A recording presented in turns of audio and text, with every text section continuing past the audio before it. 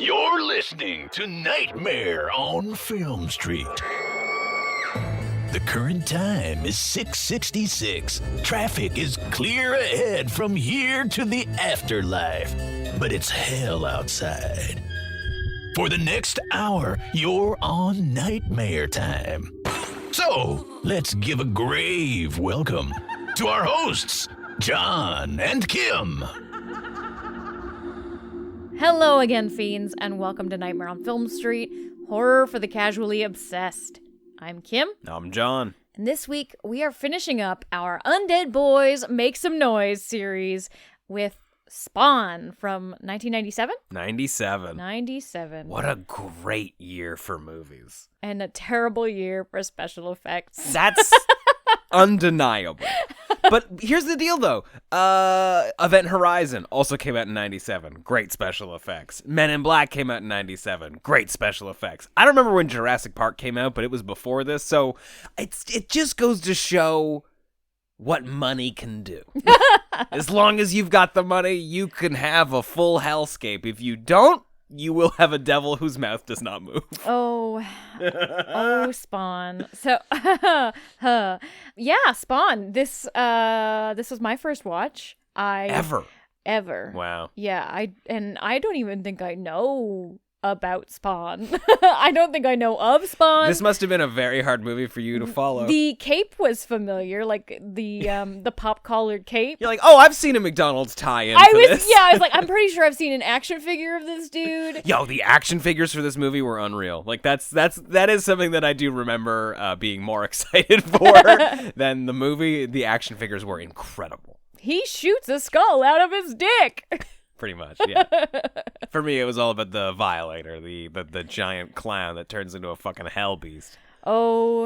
Oh, yes. Okay, so I had fully prepared to do the three good things for this movie before we got into our full discussion, but it sounds like you have a few things you want to get off your chest. Well, they're probably the same thing. Trophies you want to give this movie before you start shitting on it? I think I should let you have this. I think I should let you have the floor.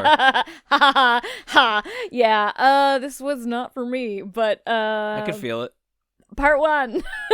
Terrible special effects. That's a good thing. That is a good thing. I guess in 2023, bad special effects from 97 are a good thing. I've always appreciated a heavy-handed special effect, particularly in the 90s when everything was still shiny and very early renders where the 3D you can see the seams and there's no round lines. Everything is hexagons. Fire should not have a hard edge. Yeah. And, Spawn is just such an ambitious project. It has entire CGI sequences. And this was in the early days of CGI where you have your real actors interacting with your CGI characters and they're just looking at a spot. And I don't think they've quite mastered the ping pong ball on a stick yet, especially in the scene where Spawn drops down from the ceiling and Martin Sheen's looking at him. So there's some real gems in this movie. Yeah, and you teased it a little bit.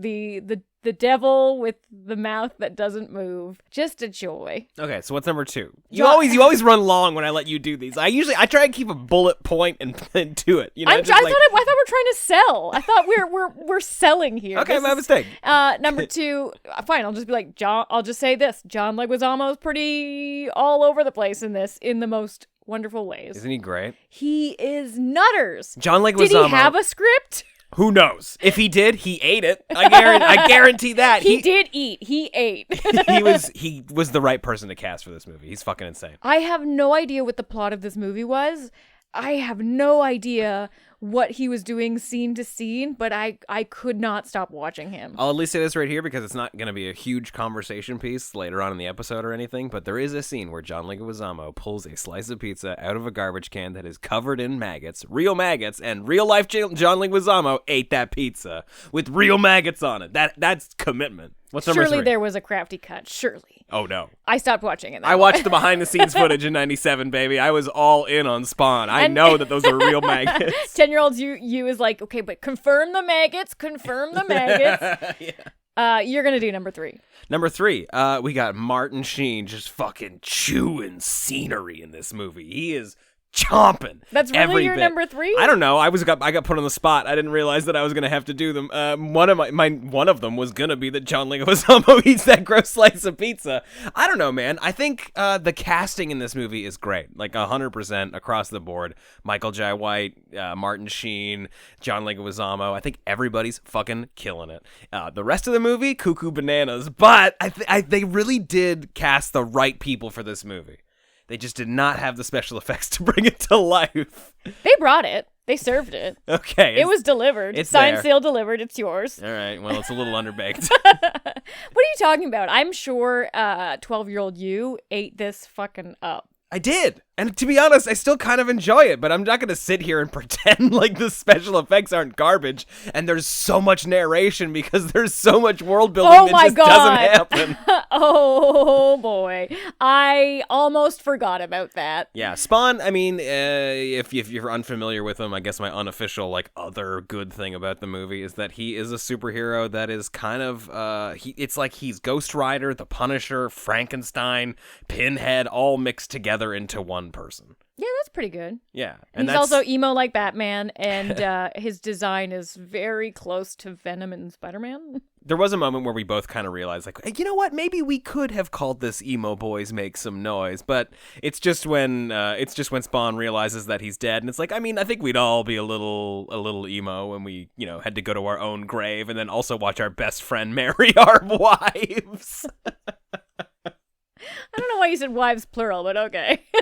Either way, those are the reasons why we think you should check out this movie, as nutters and as unpredictable as it is. Spawn's definitely worth checking out, and we're going to get into full discussion of the movie right after this trailer.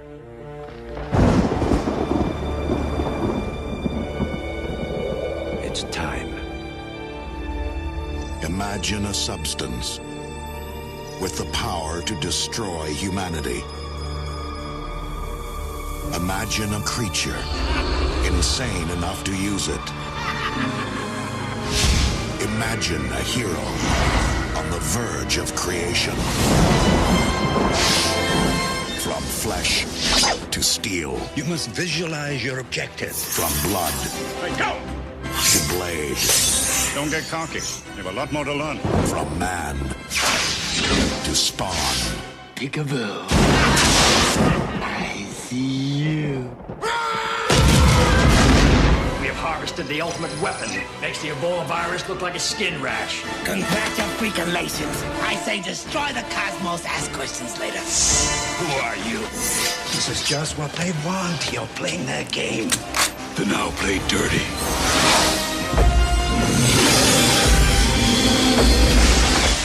You've been violated, girly man. Use your armor! Now stay sharp. The night is young. This summer, evil has a new enemy. Justice has a new weapon. And the world has a new hero.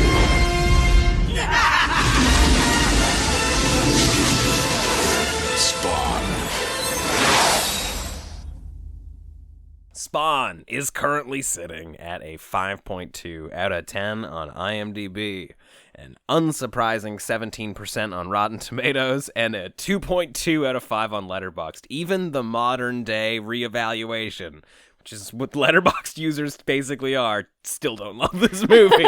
Guaranteed people logged in gave it a half a star without rewatching it. They're like, I remember this. No. Or a bunch of kids like you who grew up watching it are doing the same thing you're doing and being like, okay, I will rate it on Letterboxd a 2.5 out of 5 because the world outwardly needs to see me rate this a 2 out of 5, but in my heart of hearts, it's a 4 out of 5 stars.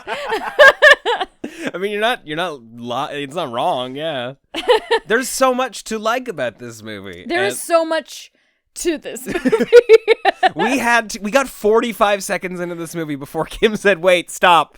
I need to go back.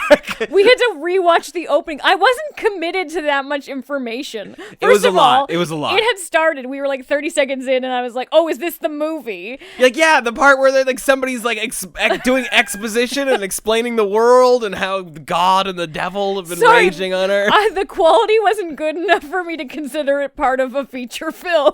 It's my own fault for making that little pre-show of other 97 movies with trailers and stuff. You just thought we were watching another dumb trailer. Yeah, it was just fire and a weird clown face. Did we get a summary of the film? Because I already do not remember what it taught me. So the idea is that the devil has slowly been building his army by basically collecting like crazy, awful people on Earth. And making lesser spawns? They do look a lot like Spawn, yes. I think that's just the uniform, like they're just in character. But he's also, getting powerful people to sell their souls in exchange for making the world an awful place. Just one guy. It's just in this one instance, yeah, it's just Martin Sheen. Okay, and then the clown, John Leguizamo, the clown. Yeah. Who's also like the violator or the detonator or something. He's like the devil's general manager for Earth. Like Okay. This is his territory. He checks in on a few franchises to make sure that everybody's, keeping everything above board. Okay. And yeah, he's moving chess pieces on Earth. Yeah. Okay. And Trying to help bring about the apocalypse.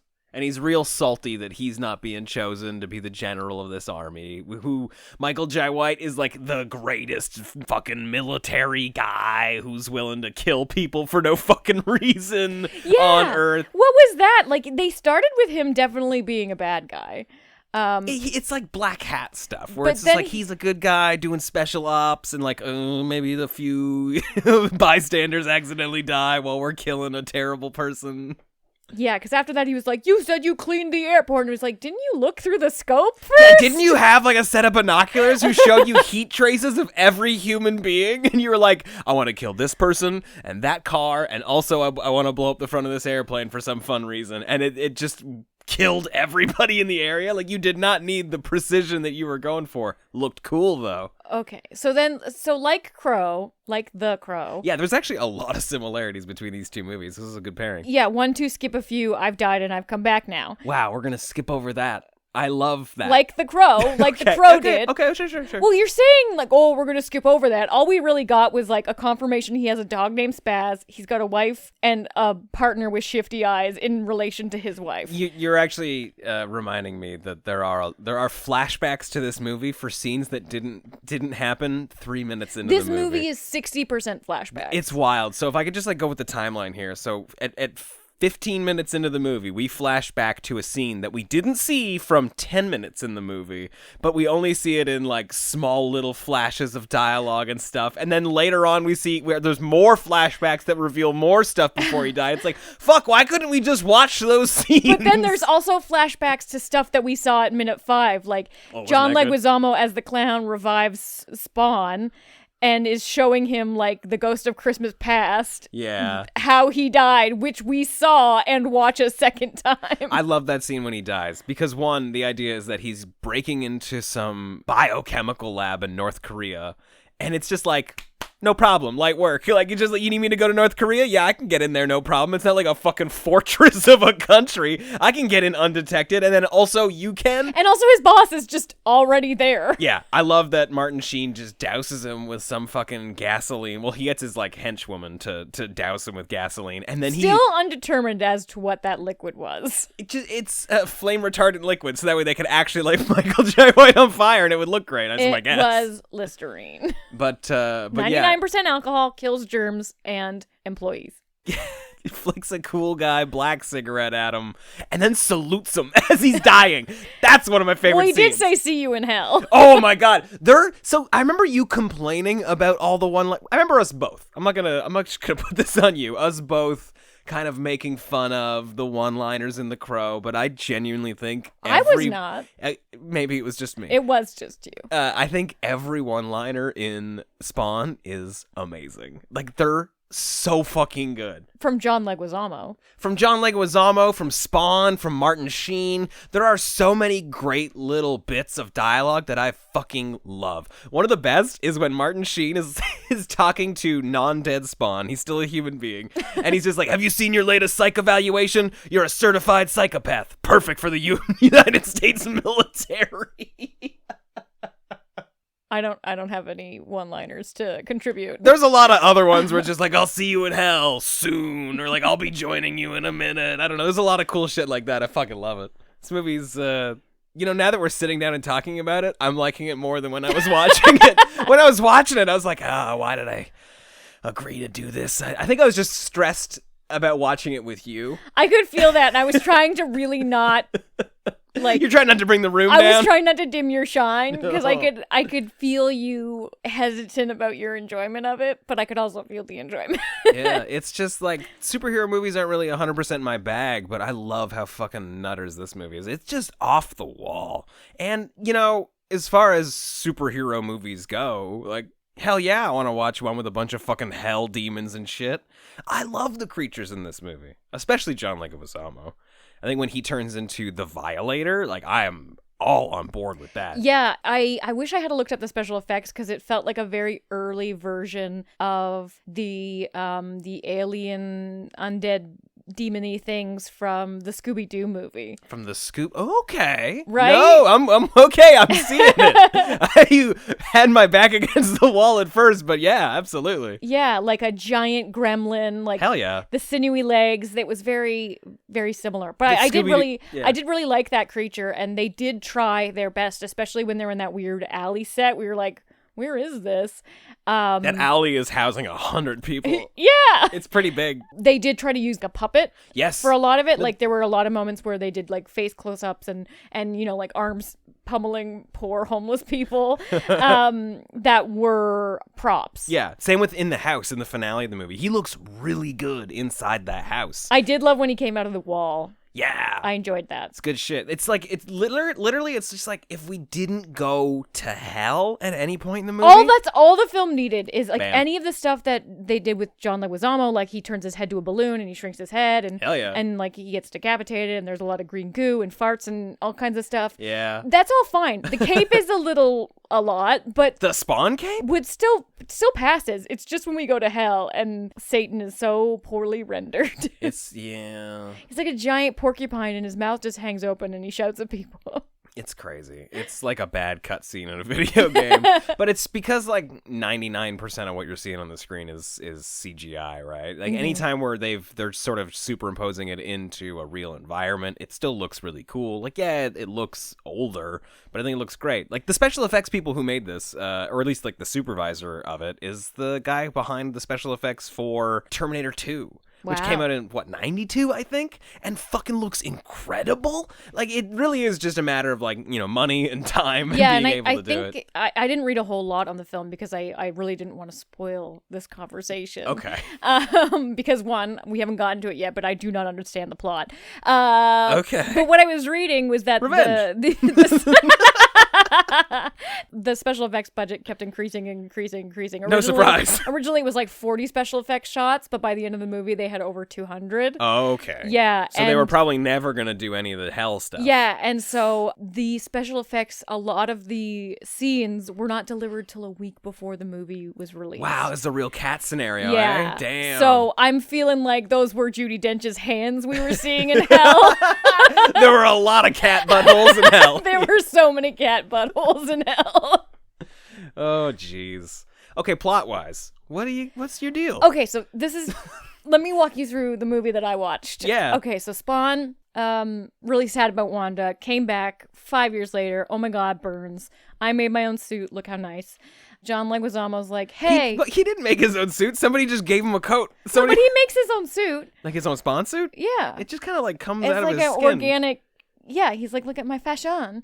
Got it. John Leguizamo's like, hello, hi. Hello, nice to meet you. Hi, I'm from hell. You're from hell. I don't know if you remember this. Let me I catch saw you at the mixer speed. last year. Yeah, let me catch you up to speed. I'm the ghost of Christmas past. Here's your grave for 5 seconds. No, we're gonna go in there so you can get a locket.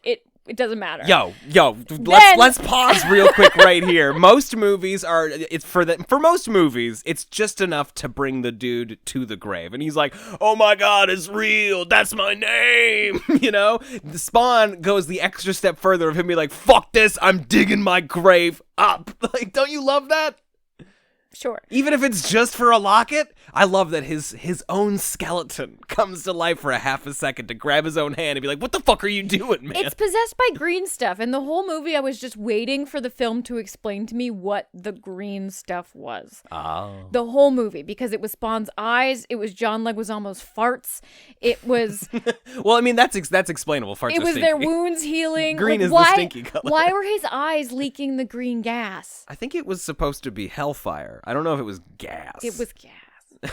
Okay. Well, I think the idea is that they're trying to signify, well, there's blue as well. I mean, you've got three main colors. Yeah, because like the Angel Gabriel or the Knight of the Templar, he's got blue. Yeah, so we later on find out that he was essentially like Spawn, who had sort of committed himself to a life of violence and then died and then was brought back as Satan's army leader dude. Who are we talking about? I'm talking about Gabe. Is his name Gabriel? Did you just throw that it's at not him? Gabriel. Okay, let's just call him Gabriel. He looks like the bird lady in Home Alone 2.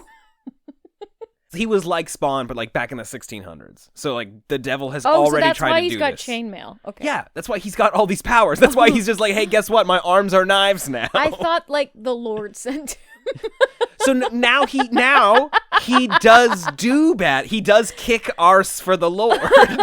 Okay? And he's trying to show Spawn, who's currently in like an in-between state. He also narrates. He does a lot of narrating. He's trying to explain it's a side to Spawn job. that he is kind of still in like a purgatory situation where he's not fully committed to the devil, and he doesn't even remember making the deal. I mean, we've all been on benders and woken up with like promises that we now know we can't keep, or also are usually made to our credit card companies when we look back at shit we bought at 2 a.m. Anyway, yeah, Spawn's eyes occasionally change to red. I don't know if you remember seeing that. Yeah, because that's when he's starting to go evil. They want him to take revenge because that will help solidify his spot in hell. He starts to go evil? The more he does the revenge, the more he's tipping over into the dark side. Have you never seen Star Wars?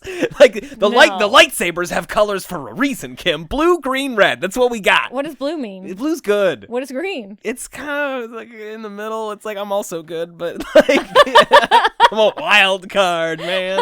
Honestly, I think they just threw the green in because they needed a new color. Fucking Samuel Jackson's got purple. But the point is, red is a bad color.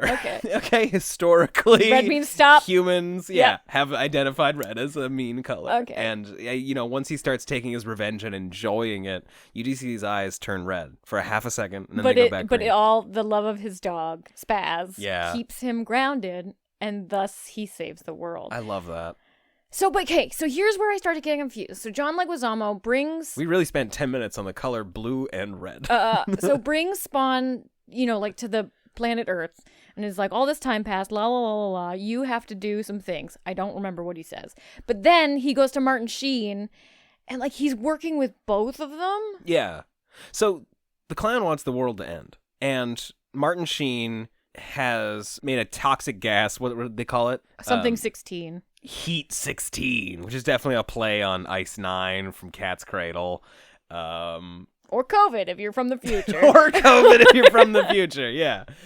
And it's basically like he's going to have this gas that is going to basically be released across the world at some point in the future, but they own the antidote, so the entire world will be infected, or at least become susceptible to this poisonous gas unless they buy his antidote. It's just control and money. Mm-hmm. So knowing for a fact that Spawn wants to kill Martin Sheen for revenge, he convinces Martin Sheen to put some sort of controller into a pacemaker that's tied to the detonator for this bomb, so that way if Martin, your eyes are glazing over. It's just so that way if Martin Sheen dies, the bomb goes off. So there's a bit of a guarantee here where it's just like, hey man, you can't kill me. Like as far as Martin Sheen's concerned, this is a suit of armor. You can't kill me, man. You'll blow up the whole fucking world. And the clown is just like, his hate is going to take over any rational thought, and he's gonna kill him to get revenge, and then also kabloom, the world goes as well. Okay, but then also he's gonna lead the army to... The army is not for fighting human beings. Oh. The army is for charging up to the gates of heaven. Oh. So if they can kill the entire world, they'll immediately grab as many sinners as they can okay. for the army. You know, the good people can go up there and have, sticks and stones and stuff. Okay. Why do you assume they don't have weapons? I don't know. I think it's just fun to assume that everybody in heaven's just like, there seems to be a lot of trouble down there. They just have like harpsichords. Yeah, no one's doing push-ups or anything. They're all just chilling. Oh man, that would be fucking cool though. If, like bows and arrows. No, like if angels were just like James Bond style, just killing everybody with harp wires. Okay. Like the silent killers. Wow. So you're proposing that the angels are a little like they're quieter and elite cleaner, assassins. But probably definitely more deadly. I like it. Yeah. Okay. But so sounds like we should watch the movie Legion. Okay. So here's where my biggest confusion lies. Yeah, sure. I'm here. That as the Spawn professor in the room, I'll tell you everything you need to know. The heart detonator speed can't go below the speed of 90 on this bus thing doesn't come into play until I think at least more than halfway through the movie. I think maybe the exact halfway point of the movie. Okay. Yeah. So, but at that point, we have a bunch of showdowns where even though John Leguizamo was like, hey, I'm your buddy, I'm your friend, we hang out in this alley, and I make wisecracks and stuff, then him and Spawn fight a bunch. Why did him and Spawn even fight? Well, I think it's because he, one, is jealous of Spawn because he wants to control the army. So he'd kind of love it if Spawn could just fail and die. So he's got like 3 plans that... if one of these works. He's a rogue agent, man. He's here on official business for the devil to try and get Martin Sheen to do X and to try and get Spawn to do X, because it's all part of the devil's big old plan, right? There's a whole bunch going on there. I don't think the devil necessarily cares if the entire world blows up. Who fucking cares? That's the clown's move, unless the devil was just like, hey, maybe that pacemaker thing's a good idea. Let's maybe do that. But the clown's one of the clown's main jobs is to keep Spawn in line and to get Spawn to come into the fold. Yeah. Okay. Because it's like it is kind of weird that he's like already said, I'll be your fucking guy, but then he has to like choose it. Like becoming a born-again Christian for the devil. Like he has to really mean it, and he's got to prove it. You have to invite Satan into your heart. You have to invite Satan into your heart. Okay. Yeah. And he's not ready to do that yet. He's just like, I don't know, man. Like I worship you, but I'm not like in worship with you. I like you, but I don't like you. Yeah, exactly. Okay. And so Spawn is very clearly being, he's got a little birdie on his shoulder trying to show him how to like go to the good side, and the clown is just kind of fucking around. I mean, he is just kind of like a agent of chaos to a degree. It made it really hard to try to follow if there was a plot, because I thought I understood the plot, but then like he was fighting the clown, and the clown was in a truck outfit, and he was just like, I love that I'm sequence. a truck driver, and then Spawn was like, I'm a motorcycle. Yeah, not I'm a motorcyclist, I'm a motorcycle. Yes. I love that sequence. I think it's fucking great. I do love the idea of a cape that is form as well as function. Okay. Function and fashion. That cape can do anything. That cape helps him fly. That Yeah, cape it's pretty helps cool. him camouflage himself into a pile of bricks. I loved that. When he just became a new corner on a building. Yeah, and Supercycle was pretty fun. Yeah, I like when the cape turns into like a giant spear. And he that the truck became a runs truck into. sharp. Yeah. So great. Why don't you like that? I did like it. I said I Okay. liked it. I just didn't understand what that had to do with any of the plot. Okay, well It was just like an aside. Here's like, the thing. Oh, guys, it's we're coming up to a commercial break, so here's a fight sequence, and we'll be back. It might be, and this is something we've overlooked, but it's possible that it's just bad writing. Is that possible? Is that maybe something that's happening here? Did you clock bad writing at all? I just wanted to understand why Spawn was friends with John Leguizamo, or like not friends, but they're co-workers. Friendly, and then they were fighting, and then they were friendly, and then it was just like, no, you gotta go kill Martin Sheen. It's just like, you already fought this guy. Like, do you trust him? No one has Spawn's best interests in mind in the movie, Kim. Everybody's trying to pull him one way or the other, and at the end of the day, he's got to forge his own path. The dog's great. The dog's wonderful. The biggest crime of this entire movie was when they didn't take him home? Yeah, when, like, the fucking new family that his ex-wife has started with his best friend, they're like, we gotta get out of here. We gotta leave the dog. Like, the dog knows the way home better than we do, and then they just don't go looking for the dog, so it's up to Spawn to just take... And, like, he kind of begrudgingly takes care of the dog. He's like, I guess you're with me now, fuck. Well, and he tells the dog alone, he's like, you're gonna die. Like, yeah, if you follow me, you're gonna die. And the dog's like, honestly, worth it. You're the only smell I know. Yeah, that dog is loyal. And I love, too, that the dog, in a scuffle with the clown, just disappears. There's no indication whether or not he's alive or dead, but he leaves the collar with some stranger homeless boys. He's like, you one way or the other, find my fucking dog. And at the end of the movie, he just comes wandering into their house across town. He didn't tell them where he'd be, but he's just like, hey, guess what? Dog brought me back. He knows the way better than we do. You know, it was a great little Home Alone moment at the end of the movie. Yeah, and then, while we were waiting for the villain to come back and do his, like, surprise again, Spawn and everybody sit down on the couch. Like, I didn't know Spawn could sit.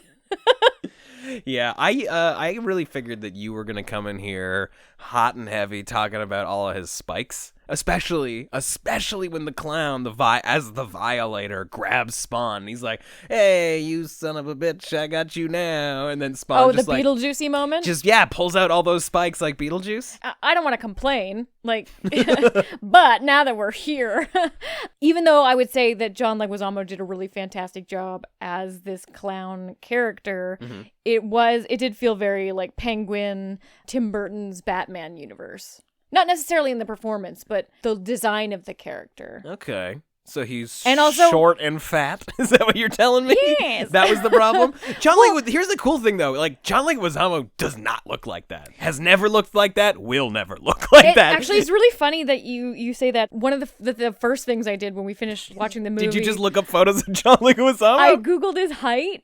Okay. Because he plays a very short person in Moulin Rouge. He plays Toulouse. Oh, that's right. And in this one, he's definitely playing somebody shorter than Danny DeVito. Yeah, but they've just like worked in him crouching down into the fat legs, right? What an uncomfortable He's role. 5'7" or 5'8". I love too that you just saw him in the menu, but you can't tell his height from that movie because he's sitting down the whole time. You're like, he could be anywhere from 3 feet to 7 feet. We don't know. But I'm trying to think back. Like, I was even going to like my memories of Romeo and Juliet, and I'm like, they don't look down at him. Like, how big is Tybalt? Oh God. How tall is Leonardo DiCaprio? That's amazing. Wow, you really like mined your memory for all of those. You're just like, how tall is this guy? I was so confused. You were pulling out movies that I forgot John Leguizamo was in. I mean, he looks like he has the potential to be a short person, but he's got big little person energy. No, he just doesn't have a big head. Like, he's got a nice small head. Not in this though. He's got a very big head. Put it on the poster, John Leguizamo. What a nice little head. Yeah, he is wonderful in this movie. But another Beetlejuice reference that I wanted to mention, because the clown does so many costume changes. I appreciate when he's like the cheerleader. Oh, that was great. I did like the trucker There was costume. no reason for it. No, there was no reason for any any of it. Fuck it, he's in a cheerleader outfit now. Let's go. Funny, he's our man. If you can't kill him, no one can. Yay, funny. S to the T to the A to the war. S to the T to the A to the R. Goes funny. But at one point, he is wearing a burgundy suit with a ruffly cummerbund, and I was like, "That's Beetlejuice's wedding outfit." I don't even remember that. Yeah, it was somewhere in like the alley when they were walking around. Okay, cool. Yeah. It might have just been the superhero style of the era was very influenced by that, because also that came out this year, at least according to your trailer reel, was Batman and Robin. Yeah. Which was very Tim Burton, but not Tim Burton. Yeah, that's the Joel Schumacher stuff. Yeah, I don't know. Like, it's weird to talk about superhero movies from the late 90s because they're obviously nothing like the superhero movies we have now. But they did kind of already have their own little format And I'll say this, like, as somebody who grew up kind of only enjoying the Tim Burton Batmans, I mean, that's not even fucking true. I loved Batman Forever. And I saw Batman and Robin in the theater. Are you fucking kidding me? Of course I saw Batman and Robin in the theater. It was cool to have a superhero that was like a horror dude. Yeah. Like, that was the coolest thing. And I mean, I really liked that era of superheroes. One, because they were Tim Burton-y and they were super goth, and I was like, yeah. Yeah, right? But also they felt, I guess, more artistic than the ones now. The ones now don't necessarily have like a stamp of their own style. It's like it's a series, and the directors are just like guest directing a movie. Yeah, you know what I mean? Like all of the parts together as a whole kind of look all the same. I'll say this, though, like, in defense of the new Marvel movies that I don't really watch a whole lot of. If you were a comic book fan in the 90s, I mean, one, there weren't a lot of these movies being made in general, so like plenty of people have been waiting their whole lives to see some of these movies get made. But also, especially everybody had their favorite like superheroes and villains and stuff, and now they're actually starting to get to some of the ones that aren't just Batman. Yes, yeah, you would only get Batman or Superman for fucking 50 years. But it was really a roll of the dice every time you went to the movie theater. Like, maybe it was gonna be Tim Burton's Batman, maybe it was gonna be Spawn, and it could live or die by one movie. I'm sure there's 100 great, like, was not really an avid reader of the Spawn comics, but have heard nothing but great things about them, and I'm sure there's a storyline in there that, like, is begging to be made into a movie, but, like, didn't happen because this, I think, kind of bombed. I don't know, at least critically, it doesn't sound like it did critically very well. bombed. I think it made a lot of, well, at least it made double its money, which is pretty decent when the budget ended up being like $40 million. But I mean, it had a big series, right? Oh yeah, because I remember there were. Did you ever watch the series? No. I don't know why I even expected a yes. I think I saw some commercials for the figures, and also, if I'm not wrong, there's gonna be tentatively a Spawn movie, because didn't Blumhouse announce that just pre-pandemic, and it's kind of just been in limbo? Oh, that's right. I had forgotten about that. They did it. Yeah. I mean, it's probably not the first time that we've heard somebody say, like, we're making a Spawn movie, guys. But I think now would be the time to do it. It'd be great. The only thing we all got to remember, though, is that all of the movies we like now, like those Marvel movies, where it's 90% CGI, as great as it looks now, it's gonna look like 1997's Spawn in 20 years. So even the Spawn movie that's gonna be coming out 2 years from now, 3 years from now, is gonna look like junk in 20 years. I think it's just more of an argument for Tim Burton's Batman because it's just so tangible. Yeah, we need matte paintings. Yeah, just matte backgrounds, please. Yeah, trick cinematography. Let's go back to the technology we had in 1932. That's right. Yum. Yeah, I want a Dr. Caligari superhero movie, motherfuckers. Ooh. Yeah, that'd be great. I love Martin Sheen as a villain. This is like one of the last things I want to finish off on. Martin Sheen, he got to play a villain, a good handful of times. This one's fucking amazing. This is up there with him as like the crazed lunatic political candidate in the Dead Zone. He's the bad guy in the original Firestarter, right? Yes. Okay. That took me a minute. Basically playing the same guy, I think. Yeah, he's playing eyebrows and money. Like, that's what. Yeah, that's he's all playing, he is. like, behind a desk. Yeah, so great. He's always just like, look, here's the fucking deal. I'm gonna pour you a drink. I'm gonna say something really cryptic and mean. I'm gonna swig that drink down, and I'm gonna leave you alone in this room with your thoughts. Like, that's his move. I'm gonna take my little disc that has all of my little evil secrets on it. I fucking love that. Like, it would have been way better if there was a different label. It just said Special Ops. It should have said, like, Evil Operations. 666 don't open. Passwords written on it. 442 Betty. Oh man, what a crazy movie. Did we talk about the fact that the belt comes out? Like, it just like stops him from being kicked in the nuts? In the intro, I think we mentioned it. Okay, good stuff. Well, I'm glad we've covered our bases. Kim, the Fiends want to know, what'd you think of Spawn? Out of 4, is that what you're saying? I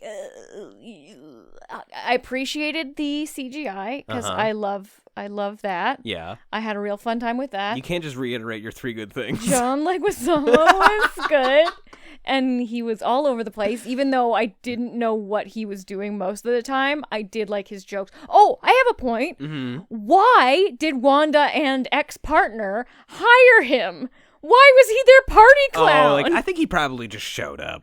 That's weird. They were like, "Did you hire a party clown?" "No, I think you must have." "Okay, maybe I forgot. I'm such a busy guy." That was the strangest thing of all. And I'll tell you, the strangest thing of all is the end of the movie where not even Wanda never has a conversation with Spawn. Also, the clown gives the little girl, Wanda's daughter, which is Spawn's what's her name? Goddaughter. Cyan? Yeah. Yeah. An evil little clown doll. Yes. That doesn't do anything. Yeah, but she carries, really likes that doll. She carries it around, and you expect it to do something? Kim, it's 1997. They're selling dolls. Or to be watching them, or... maybe that's what it was. That's a little crow that's just been spying on the family, keeping tabs. But it never comes to anything. It does anything. Okay, so yeah, you're allowed to rate it however you want. 2 out of 4. Okay, yeah, 2 out of 4 is 1.5 pretty respectable. That's closer to what I was expecting. I was like, wow, 2 out of 4. She's lying to herself. That's fine. For me personally, though, 2.5 out of 4. Yeah, this movie's great. It's awful. It's great. Yeah, no, it's awful. Yeah, it's awful. ... It's great. Did you read the fucking tagline on the goddamn poster, by the way? What is the tagline? The tagline is, "Born in darkness, sworn to justice." What? Is he sworn to justice? Nope. Nope. I thought he was sworn to evil. He's chosen justice. Would rather have justice. Sworn to evil, would rather have justice. That's a better one. There. Would rather have justice? Yeah. Okay. Would prefer justice. WWJD, what would justice do? Man, that'd be a good tagline. This was definitely around the time where everybody was wearing those This time, Jesus he bracelets. isn't clowning around. I like that. Thank you. This could be a new fun segment on the podcast. They were actually a surprise pairing, though, Spawn and the Crow. They both had familiars. Yeah.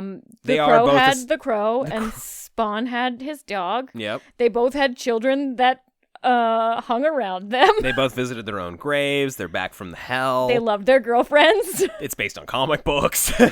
And they want to kill the person that killed them. Yeah, what a good pairing, guys. This is a good choice. And honestly, thank you so much for giving me the opportunity to make Kim watch Spawn, or at least to watch Spawn with Kim. It hadn't happened until this point. Thank you so much. She really, really means it.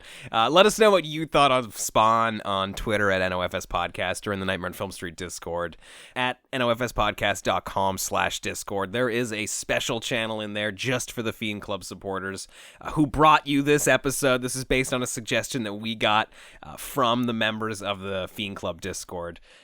You can become a member of the Fiend Club at nofspodcast.com/Fiend Club. We've got tons of bonus episodes there available for you, and you have the opportunity to pitch us an episode that we might do on the podcast in the future. But you can also support Nightmare on Film Street for free by just giving this a little 5-star rating wherever you're listening to it, and writing a review if you are on Apple Podcasts. Spotify is a great way to rate, and it helps us get the show in front of more people. Yeah, absolutely. You literally just recommend it to a friend. That would be nice. That's it from us this week. Hopefully John is not sick next week, because I'm sure you guys could all hear it on the do I sound sick? You do. Oh, shit. All right. I've been trying to hide it. I'm like, if I just sound enthusiastic, no one will know. My nose is completely stuffed up. But yes, that's it for us this week. We'll be back again next Thursday with another episode of Nightmare on Film Street. But until then, I'm John. I'm Kim. Stay creepy. It appears you made it out alive, but we'll get you next time. Help us to grow the horde. Leave a 5-star review on Apple Podcasts or wherever you subscribe. More terror can be found lurking on our website, nofspodcast.com.